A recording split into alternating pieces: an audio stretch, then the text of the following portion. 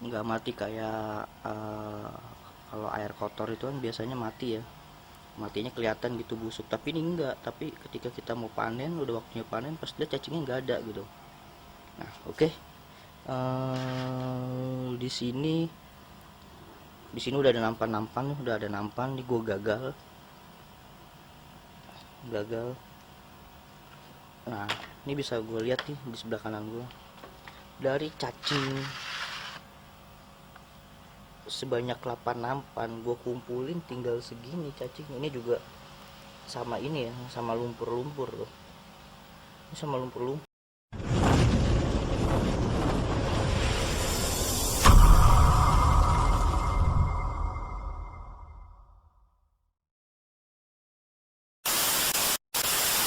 Oke bro, kembali lagi di channel Cundip Noom, channel yang isinya campur-campur asal tidak ngawur. Jangan lupa like dan subscribe untuk mengembangkan channel ini. Jangan lupa dipadamkan loncengnya. Assalamualaikum bro, jumpa lagi di channel Cundip Noom. Oke, kali ini gue mau bikin konten nih tentang masih berlanjut ya, tentang cacing sutra budidaya sendiri di rumah. Caranya gampang, sebenarnya sih gampang ya, gampang banget, kalian bisa coba di rumah. Tapi kali ini gue mau bikin konten tentang yang bikin budidaya lu tuh gagal di cacing sutra ya. Oke, jadi di depan gue itu lo bisa dilihat, di depan gue itu sorry, gue ini dulu. Jadi di depan gue itu udah ada itu ya, wadah kultur cacing sutra, dimana lu bisa lihat video-video sebelumnya itu gue bikinnya itu di situ. Tapi kali ini gue bukan uh, tentang budidaya, tapi penyakit yang bikin gagal kultur atau budidaya cacing sutra. Di sini gue udah ngalamin nih, jadi di sini gue rugi banget, bukan rugi sih, jadi gue gagal panen. Dimana gue di sini mau ngasih tahu buat kalian semua ya. Jadi penyakit apa sih yang bahaya yang bikin kalian itu gagal panen, bahkan bener-bener cacing itu habis. Cacing itu sebenarnya nggak mati kayak kalau air kotor itu kan biasanya mati ya, matinya kelihatan gitu busuk, tapi ini enggak. Tapi ketika kita mau panen, udah waktunya panen, pas dia cacingnya nggak ada gitu. Nah, oke. Di sini udah ada nampan-nampan, udah ada nampan di gua gagal. Nah, ini bisa gue lihat nih di sebelah kanan gue, dari cacing sebanyak 8 nampan gue kumpulin tinggal segini cacing. Ini juga sama ini ya, sama lumpur-lumpur loh. Ini sama lumpur-lumpur bro, segini. Ini pada sisanya yang lain pada kemana gitu, yang harus nih gue panen gitu. Sisanya cuma segini doang. Lu bayangin, dari 8 nampan itu tinggal segini.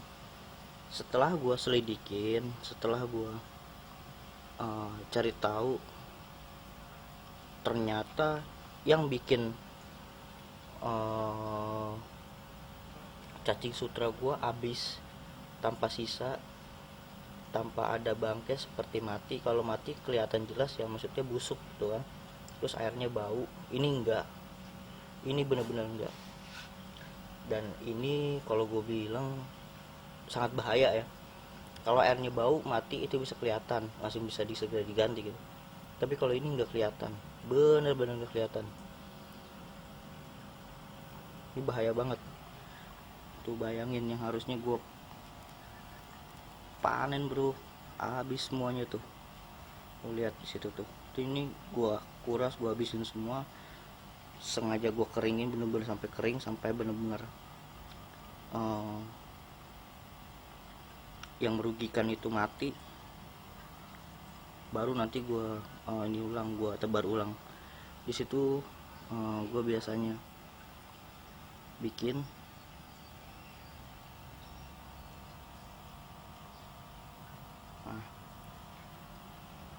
yang jadi pertanyaannya itu adalah apa yang bikin panen gue itu gagal. Nah, di sini ada air kobakan nih. Ini air baru sedikit banget ya, sisanya itu udah gue habisin, gue buang. Ini ada air dikit, ini gua ambil sampel ya. Ini air padahal dikit doang. Ini gua ambil sampel. Yang bikin cacing sutra gua mati itu adalah hewan ini nih. Nah tuh, ini dia. Ini bukan ini ya bro, bukan kutu air ya. Kalau kutu air itu dia jalannya itu zigzag, patah-patah gitu. Kalau ini enggak, dia berenang. Nah nih, lu bayangin air cuma segini doang, banyaknya seperti ini. Nah, awalnya gue ya cuek aja lah gitu kan. Tapi setelah gue lihat, pas ketika panen gue gagal, gue lihat di cacing sutra gue yang ini, ternyata digigitin bro. Jadi digigitin, mati. Terus baru tuh dikeroyok sama mereka semua nih. Ini keroyok semua, ngeliatin nih, bahaya banget ini. Gue fokusin agak susah ya. Nah, ini dia nih tuh, lu bayangin nih, ribuan. Emang sih bisa sih buat pakan kutu air ya, pakan kutu air. Tapi waktu itu gue pernah ngasih makan kutu air gitu, tapi lama-lama warnanya jadi berubah tuh. Warnanya yang tadinya mulai notol-notol jadi putih polos, nggak tahu kenapa. Apa karena ikannya, apa karena apa. Dan semenjak itu gue nggak mau ngasih makan ini nih. Ini bahaya banget. Ini hewan biasa di ini ya. Jadi kalau gue perhatiin, biasanya nih ada di kulkas. Biasanya di pinggir-pinggir karet kulkas tuh suka ada binatang-binatang kecil-kecil yang terbang-terbang itu. Nah ternyata ini berubah jadi hewan yang bisa di kulkas tuh, seperti apa ya, lalat ya, lalat kecil-kecil banget itu. Nah itu dia tuh. Ini bahaya banget bro, bener-bener bahaya nih. Tuh bayangin ini dikit doang, ini gua ambil sisanya nih. Air segini, gimana tadi banyak airnya. Tuh bahaya ini yang bikin kalian gagal ya, gagal panen. Kelihatannya sih kalau kalian panen misalkan 2 minggu gitu, udah panen, kita panen, tiba-tiba nggak ada, oh itu pasti ini. Nah ini asalnya dari mana? Jadi waktu itu gue beli, sempet beli starter ya buat kutu air, buat cacing sutra. Nah itu begonya itu nggak dicuci lagi, nggak dibersihin, jadi langsung gue masukin. Nah pas gue masukin itu pertamanya dikit banget, dikit. Pas udah seminggu 2 minggu, oh itu udah kayak cacing sutra sama ini juga banyak kali ini. Tuh liatin aja, ini air sisaan ini, tuh liatin aja banyak banget. Jadi bahaya banget bro. Jadi buat kalian nih kalau yang mau beli cacing sutra terus di budidaya atau di kultur gitu ya, sebaiknya dibersihin bener-bener bersih banget, jangan sampai ada binatang seperti ini terbawa. Karena kalau udah terbawa itu bakal bertelur dan banyak. Jadi itu pesan gue aja sih ya, ini pengalaman gue. Karena ini bener-bener bro, lu bayangin dari 8 tuh, dari 8 tempat tinggal segini. Udah waktunya panen tinggal segini, pada mati semuanya tuh. Parah ya, binatang seperti ini. Kalau lihat sepintas kayak kutu air, tapi kalau dilihat dari cara berenangnya itu beda. Dia berenangnya itu ya kayak ikan gitu, terbang sana sini. Kalau kutu air itu dijejak atau nggak patah-patah, tek tek tek tek tek, patah-patah gitu. Kalau ini enggak tuh, terbang aja, jalan aja gitu, berenang gitu. Wah, ini bahaya, bahaya banget ini. Pantesan cacing sutra mati ya, mungkin digigitin, udah lemah mati, bangkainya dihabisin sama dia dimakan. Jadinya bangkainya itu nggak terlihat, nggak seperti kayak mati. Mungkin karena aerator, karena airnya bau. Kalau air atau nggak airnya kotor itu kan jelas ya ada ininya, jasadnya gitu. Ini bener-bener nggak ada jasadnya, udah hilang, bener-bener hilang, tinggal dikit gitu. Jadi kalau menurut gue ini parah banget ini bahaya. Dan biasanya itu dia terdapat